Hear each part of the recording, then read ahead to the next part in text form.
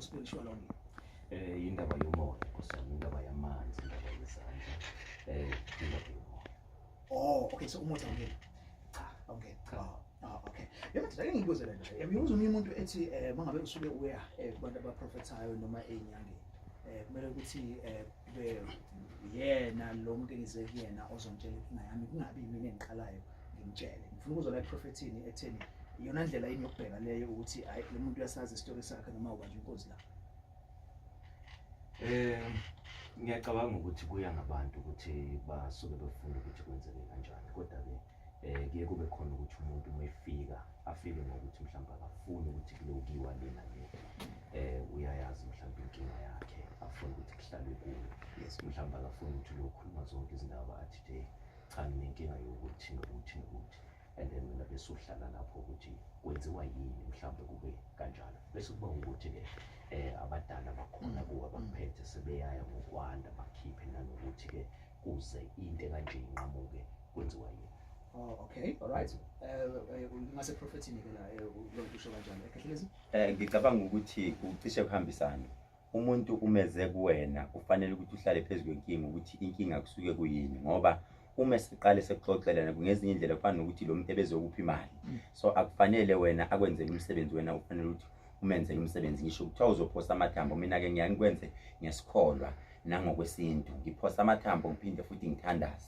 Lapho ngisuke ngiconfirma endaweni zokuthi ukuthi lo muntu ufuna kusizakale ngamanzi noma kufanele ngimsize ngomuthi. So akukheshi ngoba kulezi insuku sesiyathola lokho uthola ukuthi umuntu omfundisi kodwa futhi at the same time uphinde futhi asihlole ngokwesintu. Kahle vele mawuyothwasa kuhambe kuphakama isithunywa sokuthandaza. Uthola ukuthi isithunywa sokuthandaza kufanele sihambiselane nesithunywa sasesigodlweni noma esabantu abadala. Lezi zinto that is why uhambe kuphuma ijazi, lo muntu bekufanele athola ijazi kanje ngoba kungena abantu abadala ebese ngena nokuthandaza, kuyahambisana. Oh, okay. Nawo lamajazi lawa aqokwayo asekholweni ayabe nemibala ehlukile. Yes. Ukuthi kuno red and orange and white and blue. Yini ungakwazi ukuthi thina singazi kusho ukuthi makublue kusuke kuchaza ukuthi makuyile color kuchaza ukuthi. Yes, kuya ngokuthi isidalo sakini sifune ijazi elinjani. Awuvela ugqoke nje akona umswenko, kodwa amandla basuke befuna ukumukela lawo mandla noma bafike ngaleso sikhathi mabefika bamukele lelo jazi ukuthi bahambisana namuphi umbala. Ngeke uvele uthathe kwesinye isikhathi liyagulisa uvele ugqoka ured uvele ugula ushone ngoba badiniwe. Ured into ehlonishwa kakhulu, awuvele ungene nayo enkonzweni noma kanjani. Into ehlonishwayo leyo ukuthi ungena maybe ublue no yellow. Lapho kusuka isidalwa sasekhaya, idlozi nesasenkonzweni ziyaxhunyaniswa lezi zinto. That is why mawuye enkonzweni fanele uqale ucele. Ungengathi ngelinye ilanga eBhayibhelini lithe iBhayibheli uJesu uthe angizile kuzobhidliza kodwa ngizogcwalisa kulokho enginifice nina nikwenza. Wayingalwisani namasiko kodwa wayizogcwalisa kulokho esifice sikwenza. So isiko abantu mabangalilahli kakhulu begijimela bethi inkolo. Cha, kuyahambisana lezi zinto zicishe kuyinto zombili. Okay. Sinaloid umprofeti as well as ukhahlelezwe inyanga mthandazi. So ungafuna nawe nombuzo.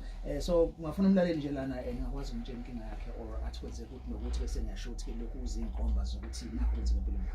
Ayisiyozana. All right, number ithi 0861 yes 0861596596. Zama imlasi sawona. Isiphilile sisi. Yebo Nkosi.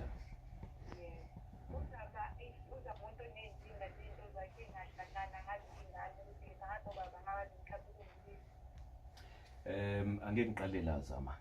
Okokuqala nje ngithi mangithola yebo uqinisile ngokusho ukuthi izinto zakhe azihlangane, kodwa ke masithi sibhekisisa ngokusimo somoya kuthiwa ke ake ngibukele la isimo sesandla sakho vele imali ithi mayifika esandleni sakho bese iyahamba. Kuthiwa kunalezi zinto lezi ezifanele wena na uzaziyo ukuthi